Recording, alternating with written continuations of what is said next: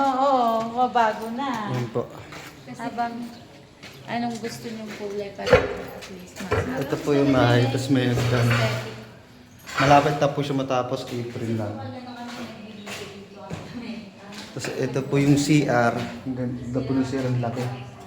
May shower na rin po siyang kasama. Tapos ito po yung lavabo. Tapos lalagyan pa po yung yung gripo sa ano. May sukat na siya. Ayun po yung ginuhitan na. Ito po yung lavabo. Ayan, saksakan may heater pala. Lalagyan pala ng heater dito. Ganda. So ito po yung hagdanan. Bakal po siya tapos yun, lalagyan ka po ng sahig.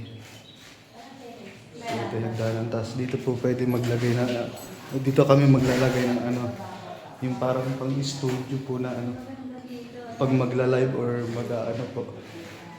Lalagyan namin ng harang.